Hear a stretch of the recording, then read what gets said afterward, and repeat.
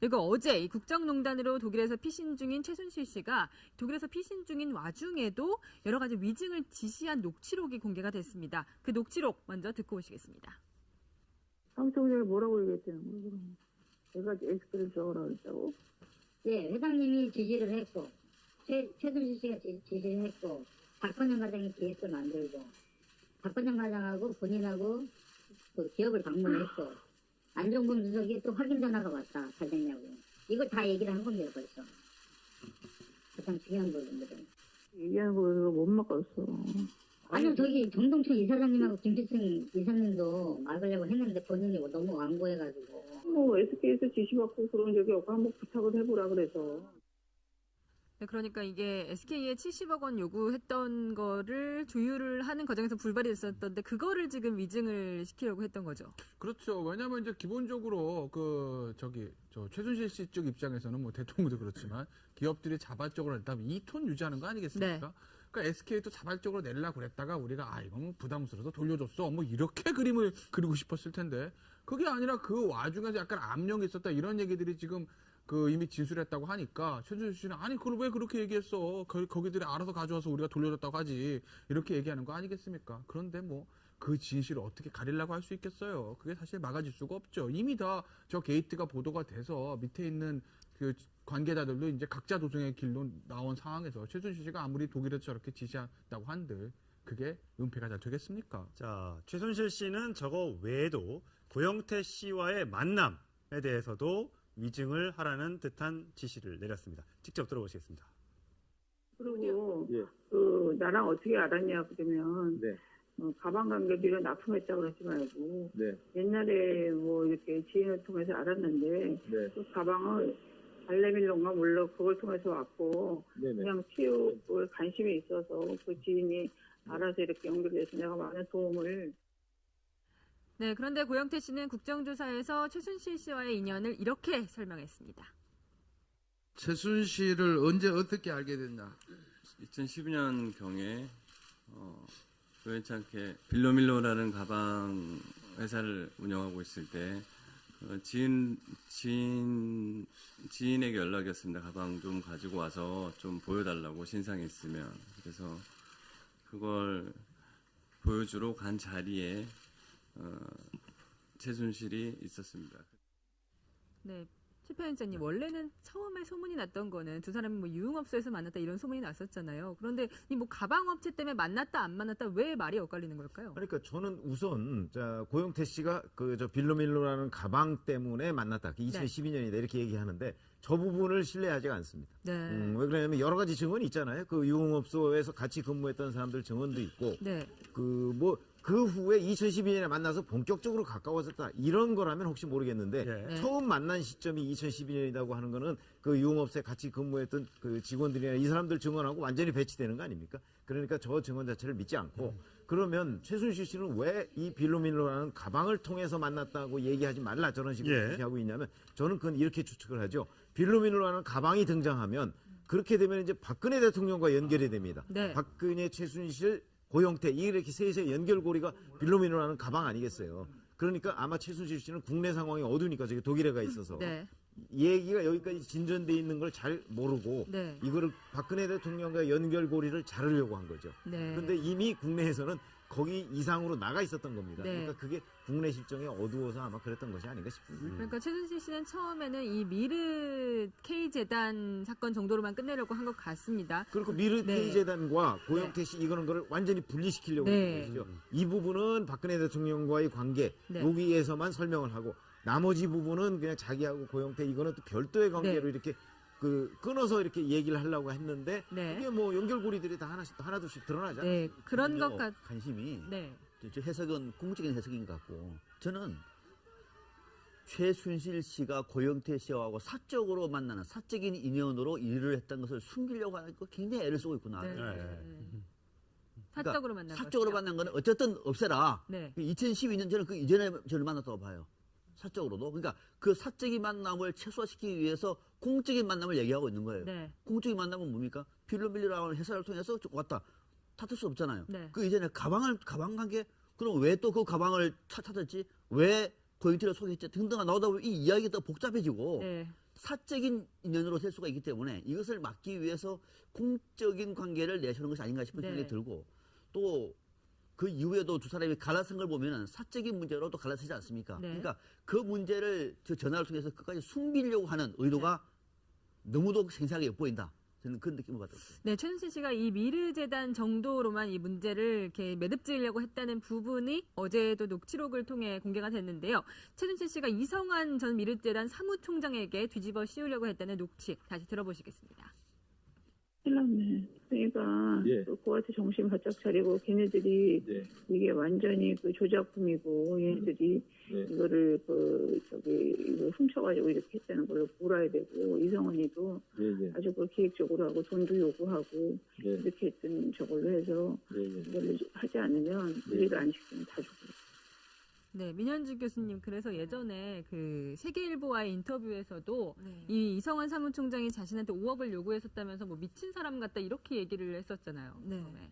그러니까 지금 최순실 씨는 모든 것 관계를 갖다 그러니까 이 상대방이 부정한 요구를 한다든지 네. 돈을 요구한다든지 아니면 뭐 이 배경에 공적인 문제가 아니라 굉장히 개인적인 문제로 예. 치부하려고 하는 것 같고요. 네. 근데 저는 이 인터뷰 그러니까 녹취록을 들으면서 느끼는 생각이 최순실 씨가 말로는 뭐 큰일 났네 다 죽어 그러는데 그래서 제가 뭐 최순실 씨가 원래 말하는 톤을 잘 모르긴 하지만 네.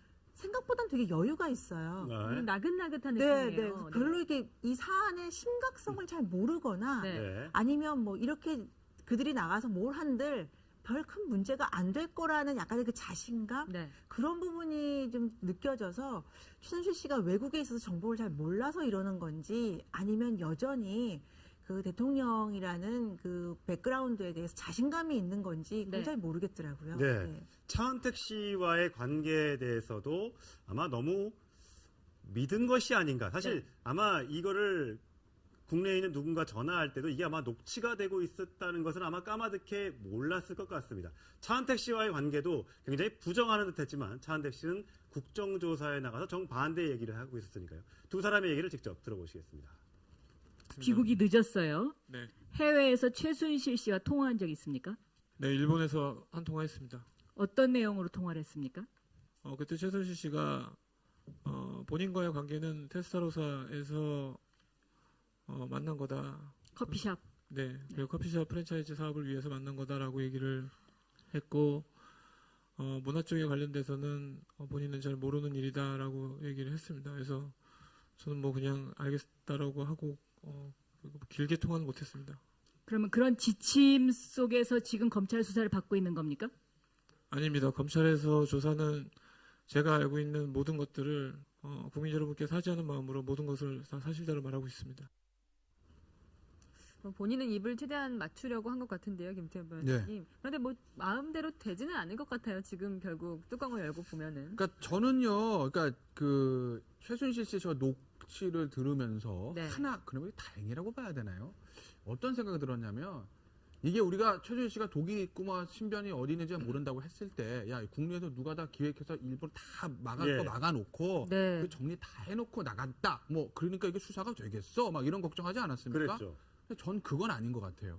그러니까 나름의 지금 녹취에서 얘기를 들어보면 나름대로 여기 정비가 안 된 것이거든요. 만약에 최순실 씨가 이거를 완벽하게 틀어 막으려면 출국하기 전에 측근들 불러서 너 이거 이렇게 진술 이렇게 쫙 정리하고 왔을 네. 겁니다. 예. 태블릿 PC 정리를 했겠죠. 근데 지금 나가보니까 이게 터진 거예요. 그 전화해서 야 이거 나는 뭐 가방은 아니고 뭐 어쩌고 저쩌고 뭐 책상도 그냥 놔두러 갔다면서요.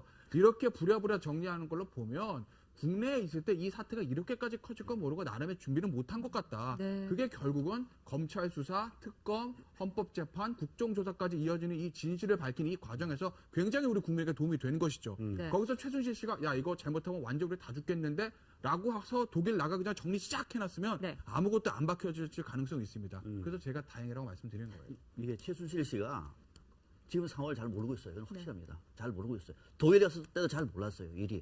그러니까 그 이전까지는 자기 뜻대로 상당 부분 됐는데 그동안에 이런 여러 언론을 통해 가서 많은 증언들이라든지 증거가 나와가지고 저 국민들이 어느 정도 알고 있는지를 최순실 씨는 지금 잘 모르고 있는 거예요. 네. 그래서 자기가 갖고 있는 구상대로 뭔가를 이거는 이쪽으로 막고 이거는 프레임을 저쪽으로 짜고 이거는 은폐시키고 누구는 나오고 이 했던 얘기를 지금 토화를 하고 있는데 우리가 보니까 얼마나 웃깁니까? 예. 네. 현실 파악을 못 하고 있는 것이고 또 이렇게 해서 막을 수 있다고 아직도 생각하고 있을까? 네. 아직도 저는 전혀 아니라고 봐요. 그래서 아마 이 부분은 상당 부분 관련되어 있는 증언들이 최순실 씨한테는 굉장한 아마 본인한테 피해가 될 수 있는, 부담이 될 수 있는 증거자료가 될 것 같고, 네. 나머지 인사들 같은 경우는 거짓말 할 수가 없어요. 왜? 다 알려졌잖아요, 이미. 그렇죠. 그러니까 차은택 씨 같은 경우도 무슨 국민을 위해서, 알 권리를 위해서 진실을 밝히는 것이 아니라 거짓말 할 수가 없어요. 네. 녹음 다 됐잖아요, 지금 다. 이런 상황을 보면은 최순실 씨는 아직도 여전히 지금 분위기 파악을 전혀 못하고 있고, 네. 지금 나와서 하더라도 아마 검찰에서 하는 얘기도 검찰 보면 알 거예요.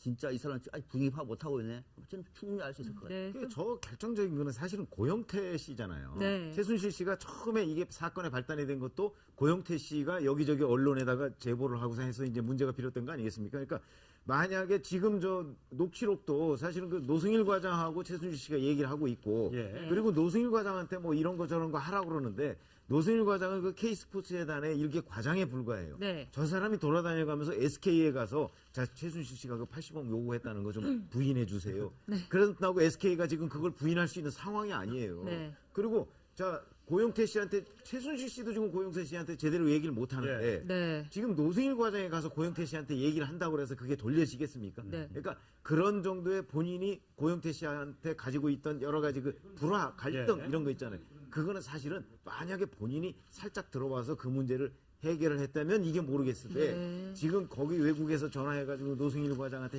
시킨다고 이게 될 문제가 아닌데, 네. 그러니까 이게 전체적으로 보면 그림을 좀 잘못 그렸다 싶은 생각이 듭니다. 네, 이 지금 최순실 씨의 민낯이 여러 가지 녹취를 통해 드러나고 있는데요. 최순실 씨가 이 국민들에게 거짓말을 한 게 또 드러났습니다. 세계일보와의 인터뷰에서는 분명히 안종범 수석을 얼굴도 모른다고 했습니다. 그런데 녹취에서는 이런 얘기가 들립니다. 함께 들어보시겠습니다. 그쪽에서 안쪽하고 얘기했다는 게 뭐 말이 되느냐. 그 사람이 무슨 감정으로 얘기하는지. 아는 지금 뭐라 그런데요? 안 수석은 지금 어저께 기사로는 교체 얘기가 나오더라고요.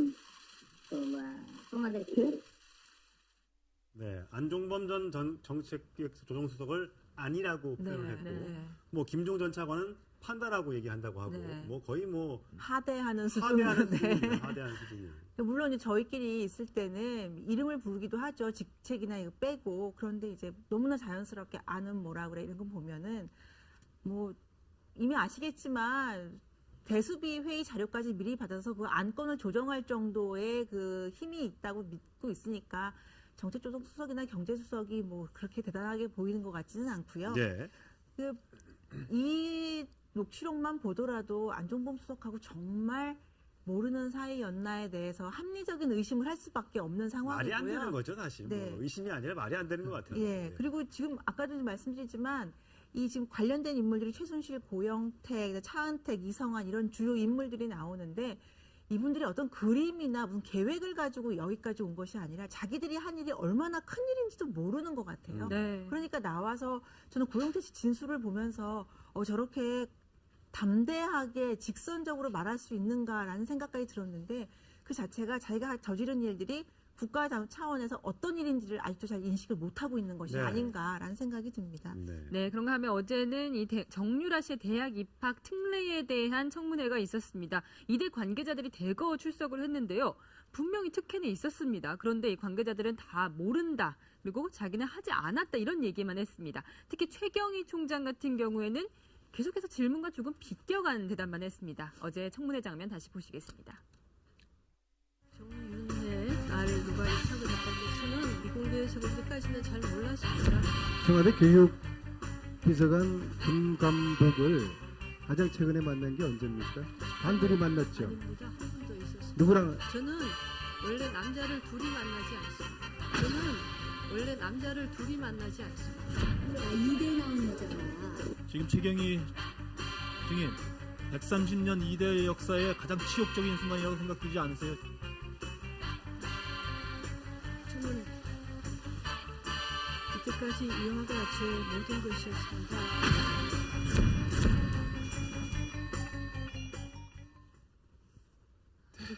국민들이 바라는 건 저런 대답이 아니었을 텐데 좀 약간 재미있을 네. 분이에요. 네. 저는 저기 어제 청문회 제가 다 본 건 아닌데 네. 저는 원래 남자를 둘이 만나지 않습니다. 이런 멘트가 그러니까요. 있었는지 지금 오늘 이 스튜디오에서 그래요? 알았거든요. 네, 제 어제 청문회 다 보지 못해서.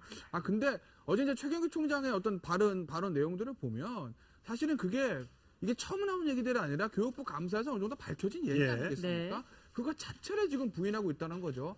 애초에 언론에서 나오는 의혹들을 부인하면 좀 그런가 보다라고 좀 이해해줄 측면이 이만큼은 있는데 이미 교육부에서 한번 걸러진 사실 자체를 최경규 총장뿐만 아니라 저 김경수 학장인가요? 뭐 남궁 입학처장까지 세 명이 전부 다 부인하고 있는 것이고. 네. 그리고 저는 원래 남자를 둘이 만나지 않습니다라는 그 멘트 자체들도 어떻게 보면 사회생활하고 총장까지 총장인데요. 지낸 사람의 입에서 나올 말은 아니지 않습니까? 네. 그럼 남자 교수들이 뭐 보고하러 들어가면 안 됩니다. 둘이 들어오세요. 뭐 이러나요? 그러니까 글쎄요. 좀 어떻게 보면 저기서 말한 저런 말투나 저런 태도들이 저 전 총장이긴 하지만 저 사람을 바라보고 있는 정말 그 이대 졸업생들이랑 재학생들이 얼마나 저 순간에 치욕적으로 느낄까요? 예. 우리 총장의 수준이 저거밖에 안 되나?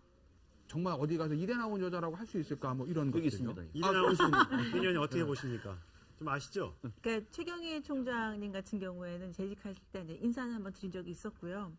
근데 저도 어제 그거 보면서 정말 안쓰러웠어요. 그러니까 어떻게든 그 답변을 피하려고 예. 질문에 좀 피해 보려고 하는데 지금 뭐 다 아시겠지만 우리나라 대학 입시 제도 시스템이 저렇게 학장이나 교수 한 명, 처장 한 명한테 얘기해서 입학할 수 있는 상황이 안 됩니다. 네.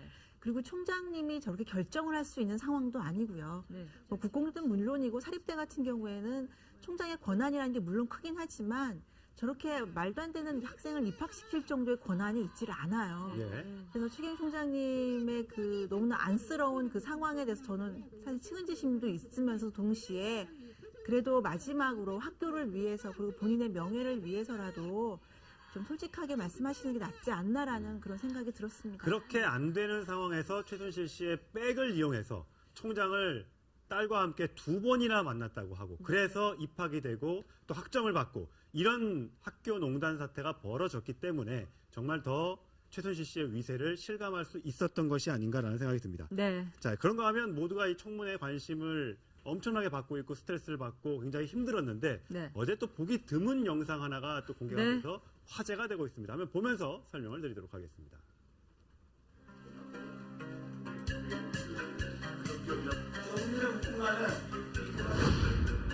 네, 전혀 몰랐어요. 조직적으로 그렇게 특혜를 주거나 그런 것은 없는 걸로. 어떤 청탁이나 그 대가는 일체 없었습니다. 그러니까 거짓말을 그냥 아주 그냥 저렇게 작정을 했군요. 아니. 답변 듣지 않겠습니다. 제가 답변을 요구하지 않은 걸 답변하고 있습니다. 네, 또 제가 위원장 할 때군요. 잠깐만요, 장 의원님. 예, 지금 불만이 무엇이죠?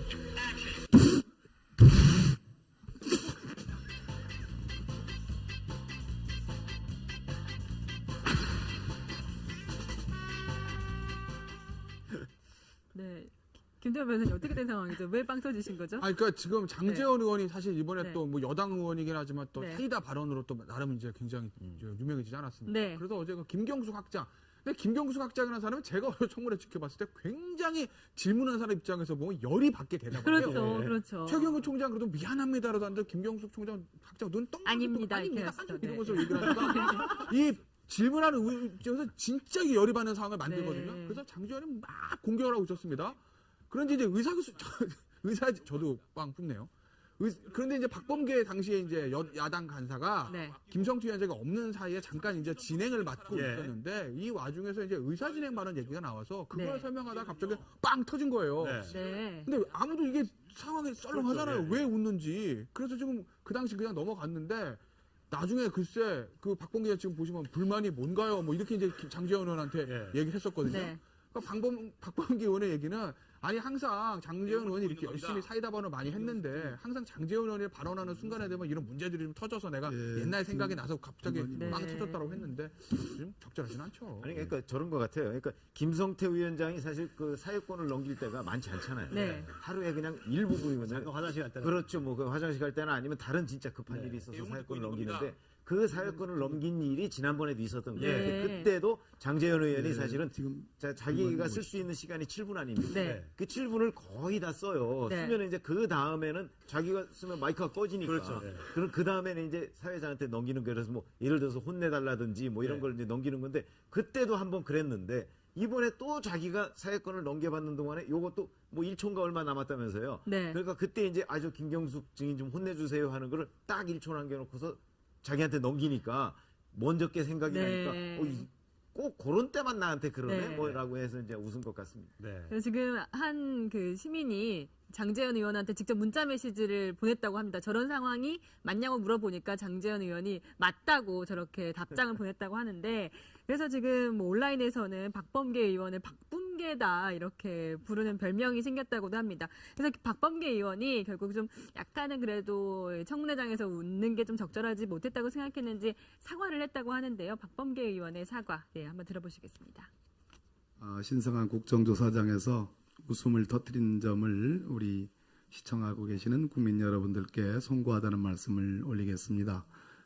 제가 웃은 이유는 사실 제가 장재원 의원님 며칠째 청문회를 보면서 참 잘하시는데 꼭 제가 위원장 직무대행을 할 때마다 이의가 있다고 그러시고 제지를 청구하시는 것 같은 생각이 들었고 충분히 혼자의 힘과 능력으로 제지가 가능한데 몇 초 안 남긴 상황에서 그렇게 하시길래 저도 모르게 그렇게 웃음이 나갔습니다. 지금 불만이 무엇이죠? 보는 사람 참 웃겼는데 어쨌든 어제 나왔던 2대 관계자들의 발언만 보면 정말 웃을 수 있었던 장면은 아니었던 것 같습니다. 네. 뒤늦게 사과는 하긴 했습니다만 저런 장면 다시는 우리가 보지 않았으면 좋겠습니다. 자, 다음 저희가 주제로 넘어가 볼 텐데 오늘 이제 청와대에서 곧 있으면 이제 국회 청문위원들이 버스를 타고 김영재 의원과 그다음에 차움 의원 그리고 청와대를 현장 방문하기로 합니다. 지금 국회 모습을 보고 계신데 저 앞에서 버스를 타고 곧 출발을 할 예정입니다. 그래서 오늘 가는 동선을 따라서 저희가 오늘 현장 조사와 관련된 얘기를 좀 해보도록 하겠습니다. 사실 이번 청문회의 가장 핵심 아마 많은 분들이 기억하시겠지만 뭐 주사 청문회 또는 약품 게이트, 약물 게이트 뭐 이렇게 불릴 정도로 말들이 많았는데 당시 3차 청문회에 나왔던 전직 비선 의사들의 얘기를 직접 들어보시겠습니다. 전문가로서 이 주사 바늘 자국과 피멍 자국에 대해서 어떻게 소견을 갖고 계십니까? 이것은 필러 같습니다. 혈관을 이거는 뭐 터트려서 그런 것 같은데요. 대통령 안면 시술 하신 적 있습니까? 없습니다. 전혀 없습니까? 네. 한 번도 없습니까? 네, 없습니다. 라이넥이라고 하는 태반 주사를 피하 주사했습니다. 두세 번 정도로 기억하고 있습니다. 그때는 청와대 준비가 안 돼 있었기 때문에 가져가서 놨습니다. 네, 김태현 변호사님, 저는 정말 궁금한 게요. 저희가 분명히 그 박근혜 대통령 얼굴을 비교해 보면은 굉장히 많이 변하긴 했잖아요. 그런데 시술을 했다는 사람은 없는데 얼굴은 변했어요. 도대체 누가 한 걸까요? 아무도 모르죠. 그러니까요. 뭐 유령이 비선 의사가 또 있는 건지. 그러니까 저 사람들이 거짓말을 한 건지. 네. 그게 아니면은 저기 제3의 인물이 있는 건데.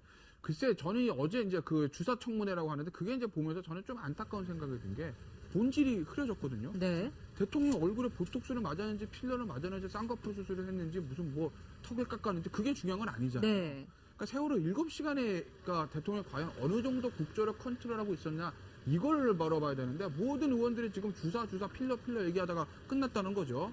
그러니까 속된 말로 대통령은 저는 필러 맞을 수 있다고 봅니다. 네. 보톡스 맞을 수 있다고 봐요. 근데 이제 그날 했느냐가 문제인데 저 의사들도 문제가 있는 게 청와대도 마찬가지고요. 우리 여성 대통령이 혼자 사신 분이니까 얼굴 입법은 좋지 않냐. 그러니까 이렇게 우리 보톡스 가끔 맞았어. 필러 맞았어. 이거 깔끔하게 정리를 해주면 되는데 그걸 정리를 안 하니까 이 얘기 나고 저 얘기 나고 온갖 뭐 약물에 무슨 시술하는데 맞고 약을 맞고 잤다는도 구술했다는도 온갖 얘기 나오지 않습니까? 네. 그러니까 지금에는 자꾸 이렇게 본질을 흐리는 얘기들이 나와서 배가 산으로 가게 하지 말고 빨리 말씀하시고 이 논란을 좀 끝냈으면 하는 바람이 있어요. 네, 지금 최순실 국정조사에 나서는 의원들이 버스에 속속 올라타고 있습니다. 11시 한 반쯤에 김영재 의원에 도착을 하고 오전에 대부분 오후까지 이 차움 의원까지 마친 다음에 오후 3시에 청와대 경호실로 향해서 청와대 현장 조사에 나선다고 합니다. 네. 청와대가 지금 맡고 있기 때문에 제대로 될지는 아직은 현재 미지수라는 말씀을 드리겠습니다. 네. 자, 그런가 하면 과연 청와대 아까 지금 좀 전에 말씀드렸지만 청와대 현장 조사 제대로 될까? 경호실은 지금 막고 있습니다. 막고 있는 이유가 여러 가지가 있습니다. 뭐 전례가 없다는 얘기도 있지만 저희가 하나 준비한 부분이 있는데 핀포인트로 어떻게 경호실에서 해명을 하고 있는지 안 된다는 이유를 어떻게 들고 있는지 보면서 설명을 드리도록 하겠습니다.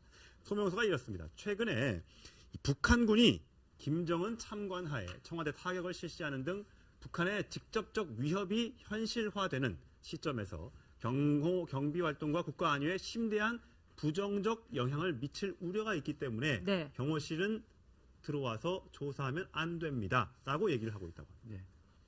그런데 그동안 이제 최순실하고 김영재 뭐 원장 이런 사람들은 보안 손님이라고 하면서 프리패스로 통과했었잖아요. 그런데 국토위가 못 간다. 이건 국민의 눈높이에서 좀 이상하지 않나요? 딱 그 얘기가 그렇습니다.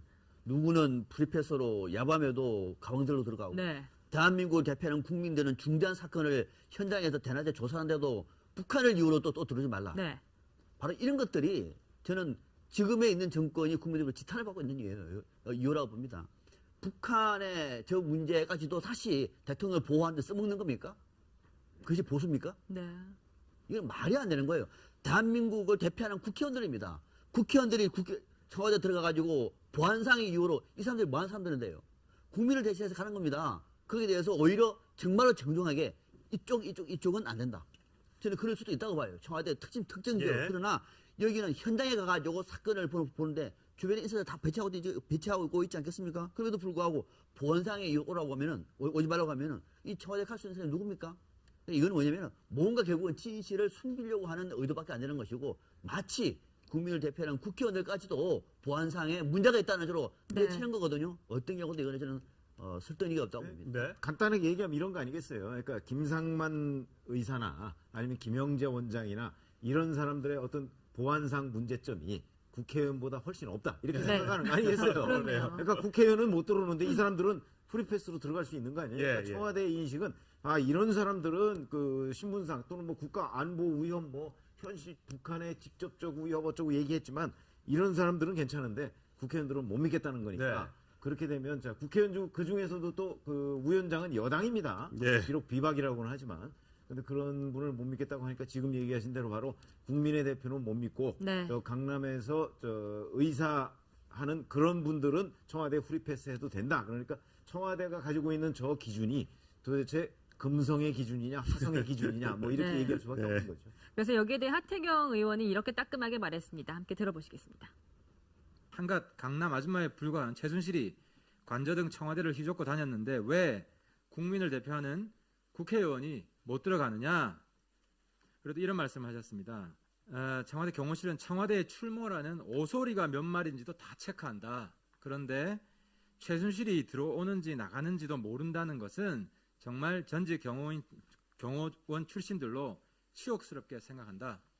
김영재, 김상만 비선의사만도 국민이 못한 것도 화나 죽겠는데 오소리만도 못한 국민이라고 하니까 진짜 화가 진짜 우라통이 터지는데요. 김영재 의원은 뭐 부인까지 데리고 청와대에 들어가서 대통령을 만났다고 하는데 좀 심한 것 같아요. 결국엔 그거예요. 대통령이 믿느냐 안 믿느냐의 문제입니다. 국민을 안 믿고. 대통령께서 믿는 김영재 의원이나 뭐 다 그런 사람들은 들어올 수 있고요. 대통령이 신뢰할 수 없는 국회의원들은 들어올 수 없고요. 물론 저는 국회의원들 중에서도 들어갔던 분들 알고 있고요.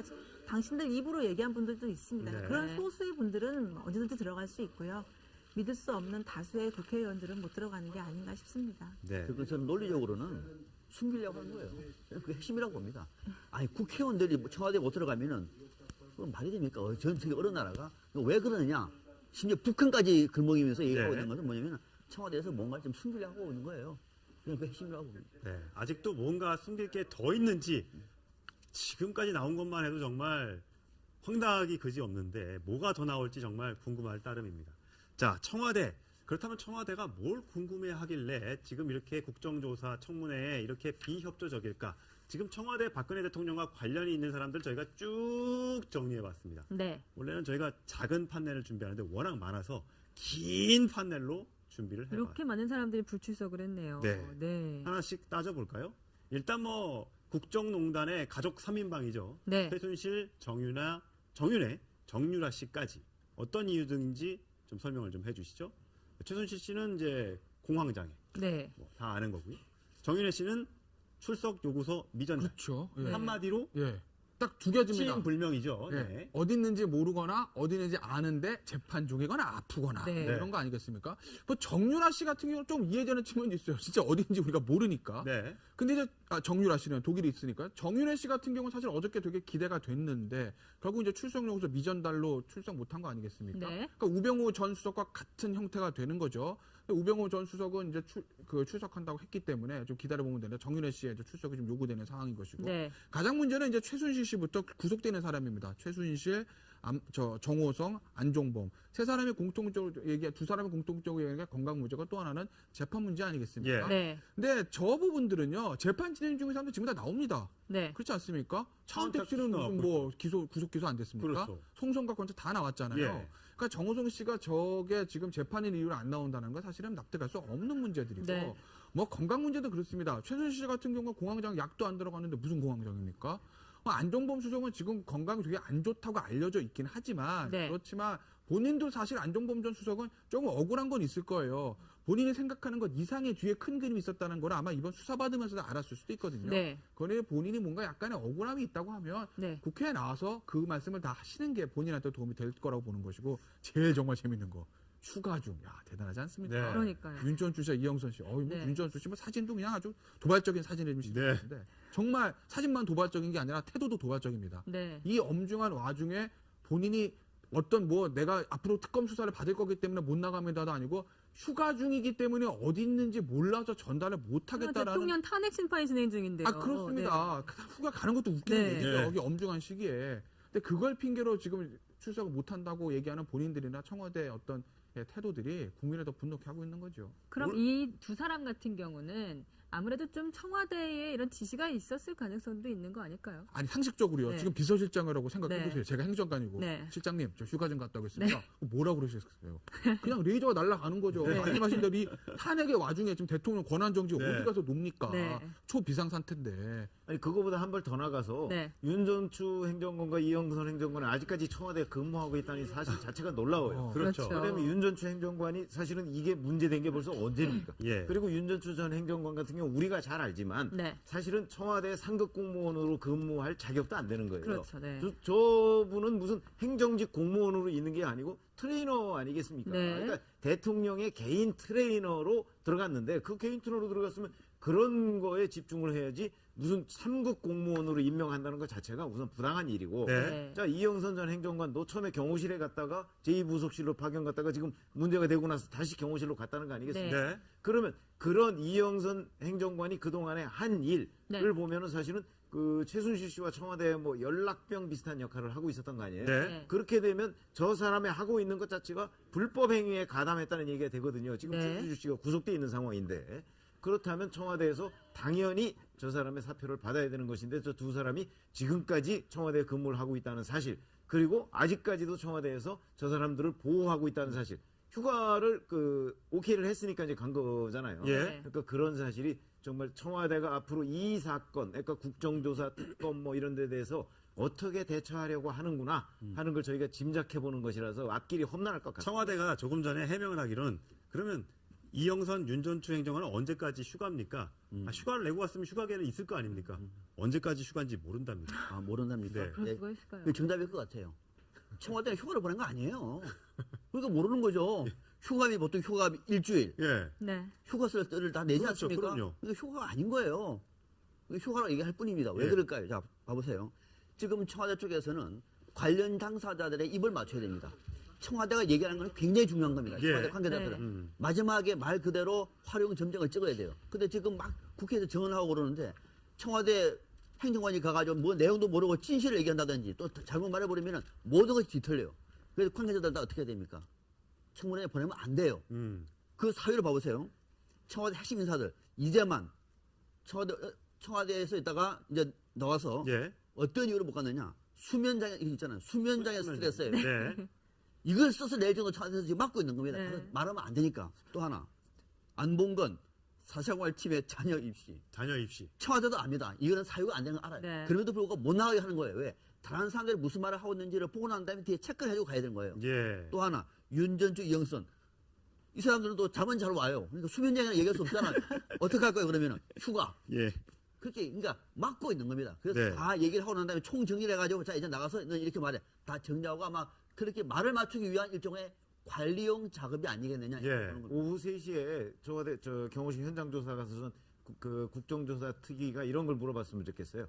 이제 휴가 기간도 모른다고 그러니까. 예. 그러면 청와대에서 아는 게 무엇입니까? 네. 두 가지만 얘기해 주세요. 이렇게 좀 한번 물어봤으면 좋겠어요. 자, 청와대 입장이 또 조금 전 나왔습니다. 네. 오후 3시에 국회 현장 조사 관련해서 국회의원 연풍문에 도착을 하면 네. 경호실로 일단 영접을 하고요. 2층 접견실로 올라가서 자료 제출 등은 협조를 하겠다. 우리 방송을 좀 봤나 봅니다. 일단 이거라도 안 하면 네. 큰일 날 것 같으니까. 근데 국회의원들의 자료 제출을 만족을 하겠습니까? 자료 제출은 사실 현장 조사 방문이 아니더라도 네. 충분히 이제 입수할 수 있는 것 아니겠어요?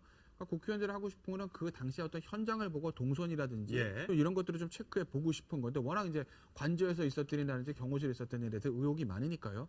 근데 그 부분을 만약에 경호실에서 청와대에서 협조하지 않는다고 하게 되면 아무리 자료를 임의로 제출한다고 하더라도 오늘 그 국정조사 위원들과 청와대와의 어떤 충돌은 피할 수는 없을 것 같습니다. 지난번에 검찰이 압수수색할 때 네. 보셨죠? 그때가 생각나요. 자료 제출 협조하겠다 그래서 네. 그 협조한 자료들을 다 갖다 놓고 보니까 이건 자료도 아니다. 그러니까 검찰에서 굉장히 이례적으로 좀 세게 발언을 했었잖아요. 그러니까 자료도 네. 아니다. 거기 알맹이 있는 건 아무것도 없다 네. 그러죠. 오늘도 오후 3시에 저는 오후 3시에 그 청와대가 오지 말라고 하는데 가는 국회의원들도 문제입니다. 어차피 뻔하지 않습니까? 네. 그거는 약간 뭐 사진 찍기용으로 가는 건 아니냐 네. 이런 생각이 좀 드는데 네. 어차피 합의 안 된 상황에서 가면 뭐 뻔한 거 아니겠습니까? 네. 예. 그렇기는 한데 그렇다고 해서 청와대가 또 뭐 자료 제출 협조하겠다? 그 자료 이따가 아마 저 국정조사 특위에서 그 받은 자료 다 공개해도 될 겁니다. 그거 왜냐면 아무 의미 없는 자료일 것이기 네. 때문에. 예. 그래서 준비했습니다. 혹시 의원님들 오늘 청와대에 들어가는 것도 저는 일부 진전이라고 봐요.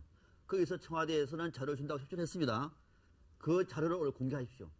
네. 그러면 압니다. 네. 그래서 청와대에서 이번 사건을 어떻게 보고 있는지를 채널 A를 통해서 네. 공식적으로 바로 그 자료를 바로 공개해달라. 공개해 주시면 저희가 내일 이슈투데이에 그렇습니다. 공개를 예. 하도록 하겠습니다. 예. 네. 민 교수님 그런데 네. 지금 교육농단이 굉장히 심각하잖아요. 네. 그런데 정유라 씨 분명히 예전에 변호사를 통해서 출석할 수도 있다 이렇게 얘기를 했었는데 또 오리무중이에요. 좀 와야 되는 거 아닌가요? 그 네. 정유라 씨가 어디에 있는지는 알고 있는지 잘 네. 모르겠는데요. 저는 모를 것 같지는 않습니다. 아, 분명히 어디 파악을 했을까요? 예, 파악하고 있는데도 불구하고 네. 뭐 안민석 의원이 독일까지 가기도 하고 뭐 그랬는데요. 네.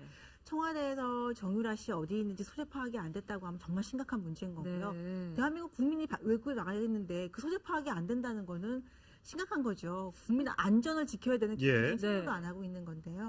다만 이제 합리적인 의심을 하는 것은 엄마인 최순실 씨가 이미 지금 검찰 조사를 받고 있고요. 네. 구속이 돼 있는 상태니까 딸까지 이렇게 실질적으로 조사를 받게 하거나 네. 책임을 묻게 하는 거에 대해서 좀 너무한 것이 아니냐라는 그런 여론이 일어나기를 좀 기대하는 것이 아닌가. 네. 그래서 최대한 시간을 끌 때까지 끌어보고 그럼에도 불구하고 안 되면 뭐 그때 가서 어떻게 네. 처리를 하든지 할 것 같은데요.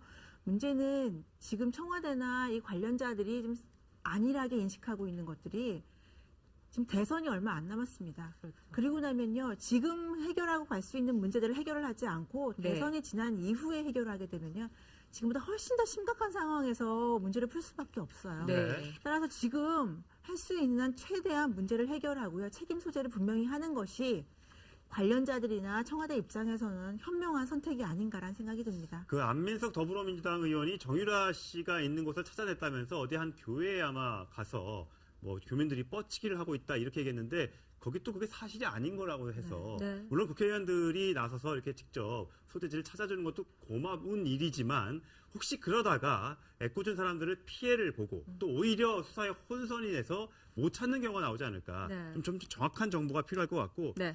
결국 또 우병우 전 민정수석을 출석시킨 네티즌들의 힘처럼 현상금을 걸어야지만 이 정유라 씨도 제발로 한국에 돌아온다고 하지 않을지 좀 안타까운 마음이 있고요. 네. 이 중에서 저희가 얼굴을 준비하지 못한 김한수 전 행정관이 있습니다. 그러니까 태블릿 PC를 처음으로 만들어서 최순실 씨한테 전달한 것으로 알려지고 있는 사람인데 네. 이 김한수 씨의 경우에는 주소를 몰라서 결국 수치인 불명으로 해서 이 출석 요구서를 전달하지 못했는데 여기에 대해서 국회에서 이렇게 질의가 쏟아졌습니다. 한번 직접 들어보시겠습니다. 김한수 증인이 한 인터넷 매체와의 인터뷰에서 나는 떳떳해서 나갈 수 있다. 근데 문제는 자기 집으로 출석 요구서가 오지 않았다라고 합니다. 그래서 제가 확인을 해보니까 국회에서 그 검찰과 청와대에 김한수 증인의 그 주소를 요청했는데 협조를 하지 않았다고 합니다. 그러면 출석 요구서 전달을 고의로 막았다는 건가요? 그래서 저 부분이 저는 이해가 안 되는 게 청와대 입장에서는 그럴 수도 있다고 봅니다. 그러니까 잘했다는 게 아니라 네. 청와대 입장에서는 뭐 휴가도 그냥 막 보내는 판에 저가 알려주겠습니까? 근데 검찰에서 저 부분을 왜 그랬는지 저는 납득이 안 되는데 네. 물론 현재 검찰이 그 이 사건뿐만 아니라 개인정보 보호에 대한 거 워낙 위중하게 하기 있기 때문에 그리고 김한수 씨가 일단은 피의자가 더 참고인 아니겠습니까? 검찰 입장에서 보면 그러니 개인정보들을 보호한다는 측면에서 뭐 원칙적으로 마음을 알려주는 게 맞죠. 근데 다만 일반인이 저 같은 사람이 전화해가지고 저기요 전데요 뭐 알려주세요가 아니라 국회에서 이제 국정조사 이 출석 문제 때문에 공식적으로 요청했는데 그걸 검찰이 뭐 개인정보라든지 이런 거를 이유로 거부를 했다고 하게 되면 그건 저는 정말 납득할 수가 없어요. 네. 이 수많은 10명이나 되는 청와대 관계자, 뭐 여기에 우병우 수석도 있습니다. 우병우 네. 수석은 나온다고 했으니까 저희가 뺐지만 이 사람들은 진짜 언제 나올지 지금 현재 22일 날 청문회를 한 번 더 다음 주 목요일 날 한다고 하는데 네. 이 사람 중에 과연 몇이나 혹시 나올 수 있을지 정말 모르겠습니다. 네. 국민들의 아마 공부는 점점 더 커질 수밖에 없을 것 같습니다. 김태현 변호사님. 그런데 뭐 마음대로 되지는 않을 것 같아요. 지금 결국 뚜껑을 열고 보면은. 그러니까 저는요, 그러니까 그 최순실 씨 저 녹취를 들으면서 네. 하나 그러면 다행이라고 봐야 되나요? 어떤 생각이 들었냐면 이게 우리가 최준실 씨가 독이 있고 뭐 신변이 어디 있는지 모른다고 했을 때, 야 국내에서 누가 다 기획해서 일본 다 막을 거 막아놓고 네. 그 정리 다 해놓고 나갔다. 뭐 그러니까 이게 수사가 되겠어? 막 이런 걱정하지 않았습니까? 그랬죠. 근데 전 그건 아닌 것 같아요. 그러니까 나름의 지금 녹취에서 얘기를 들어보면 나름대로 여기 정비가 안 된 것이거든요. 만약에 최순실 씨가 이거를 완벽하게 틀어 막으려면 출국하기 전에 측근들 불러서 너 이거 이렇게 진술 이렇게 쫙 정리하고 갔을 네. 겁니다. 예. 태블릿 PC 정리를 했겠죠. 근데 지금 나가보니까 이게 터진 거예요. 그 전화해서 야 이거 나는 뭐 가방은 아니고 뭐 어쩌고 저쩌고 뭐 책상도 그냥 놔두러 갔다면서요. 이렇게 부랴부랴 정리하는 걸로 보면 국내에 있을 때 이 사태가 이렇게까지 커질 건 모르고 나름의 준비는 못한 것 같다. 네. 그게 결국은 검찰 수사, 특검, 헌법재판, 국정조사까지 이어지는 이 진실을 밝히는 이 과정에서 굉장히 우리 국민에게 도움이 된 것이죠. 네. 거기서 최순실 씨가 야 이거 잘못하면 완전 우리 다 죽겠는데 라고 해서 독일 나가기 전에 정리 쫙 해놨으면 네. 아무것도 안 밝혀질 가능성이 있습니다. 그래서 제가 다행이라고 말씀드리는 거예요. 이게 최순실 씨가 지금 상황을 잘 모르고 있어요. 이건 확실합니다. 잘 모르고 있어요. 독일에 갔을 때도 잘 몰랐어요. 일이. 그러니까 그 이전까지는 자기 뜻대로 상당 부분 됐는데 그동안에 이런 여러 언론을 통해서 많은 증언들이라든지 증거가 나와가지고 저 국민들이 어느 정도 알고 있는지를 최순실 씨는 지금 잘 모르고 있는 거예요. 네. 그래서 자기가 갖고 있는 구상대로 뭔가는 이거는 이쪽으로 막고 이거는 프레임을 저쪽으로 짜고 이거는 은폐시키고 누구는 나고 이 했던 얘기를 지금 토화를 하고 있는데 우리가 보니까 얼마나 웃깁니까? 네. 현실 파악을 못하고 있는 것이고 또 이렇게 해서 막을 수 있다고 아직도 생각하고 이러고 있을까? 네. 아직도 저는 전혀 아니라고 봐요. 그래서 아마 이 부분은 상당 부분 관련되어 있는 증언들이 최순실 씨한테는 굉장한 아마 본인한테 피해가 될 수 있는 부담이 될 수 있는 증거자료가 될 것 같고. 네. 그리고 어제 이 국정농단으로 독일에서 피신 중인 최순실 씨가 독일에서 피신 중인 와중에도 여러 가지 위증을 지시한 녹취록이 공개가 됐습니다. 그 녹취록 먼저 듣고 오시겠습니다. 상청장이 뭐라고 얘기했대요? 내가 엑스를 적으라고 했다고?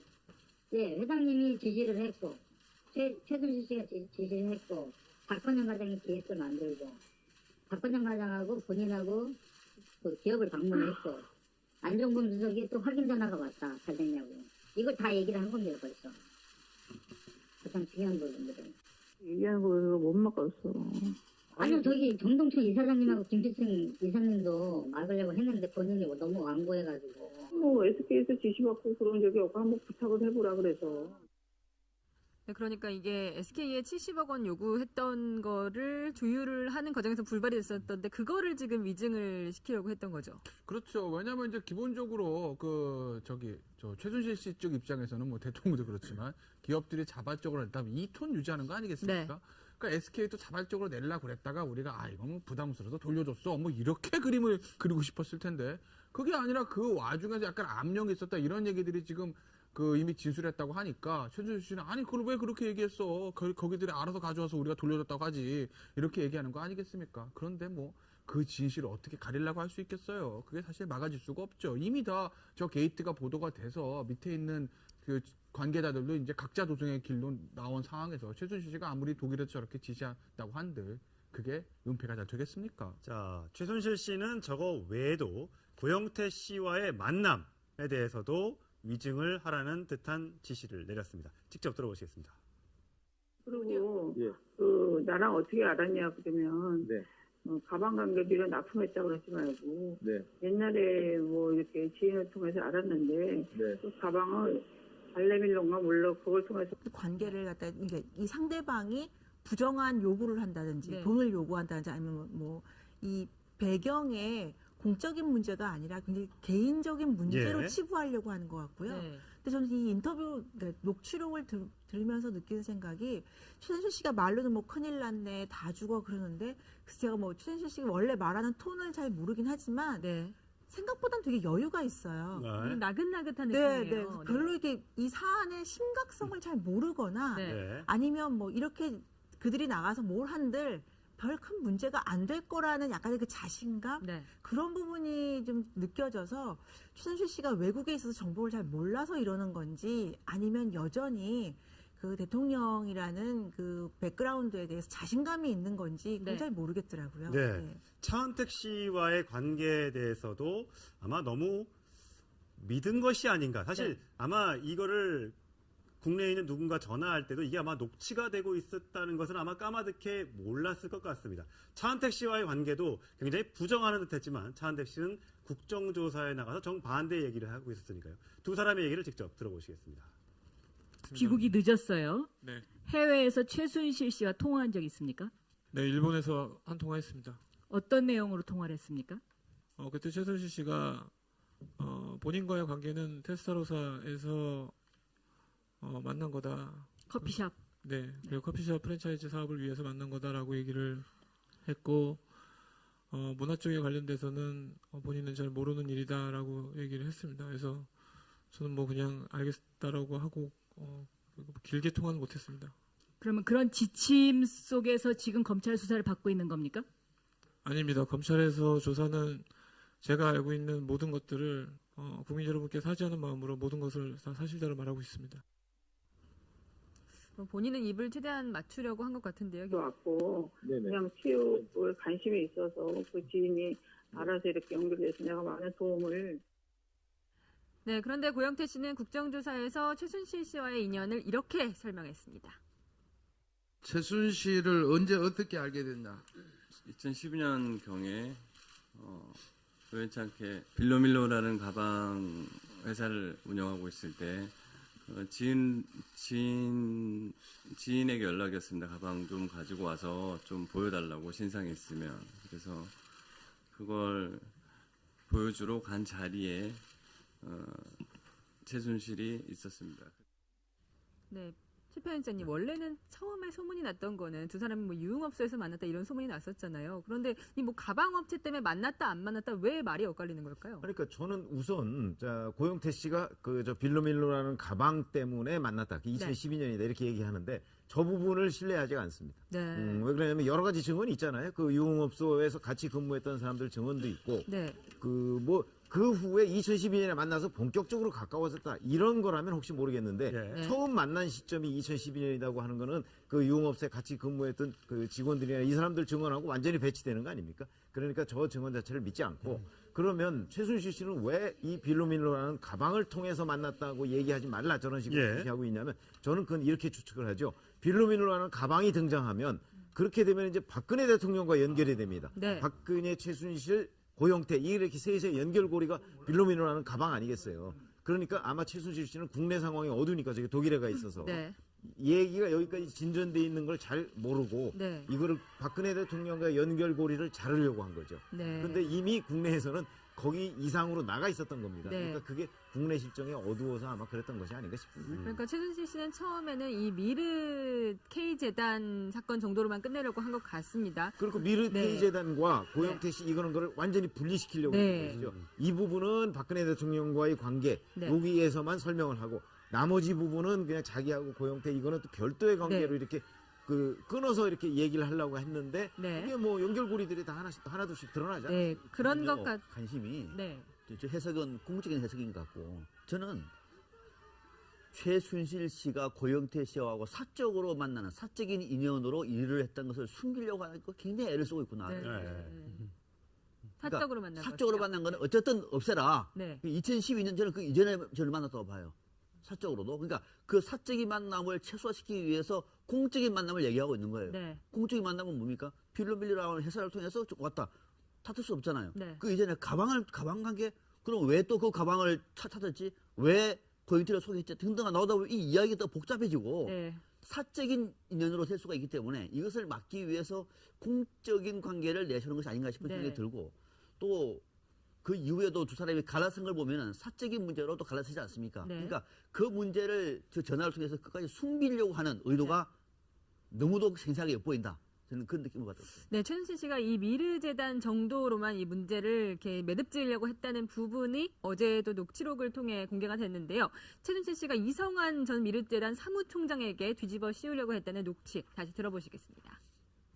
큰일났네. 그러니까 그한테 정신 바짝 차리고 걔네들이 이게 완전히 그 조작품이고 얘네들이 이거를 이거 훔쳐가지고 이렇게 했다는 걸 몰아야 되고 이성원이도 아주 그 기획적으로 하고 돈도 요구하고 이렇게 했던 저걸로 해서 이걸 하지 않으면 우리를 안 시키면 다 죽고.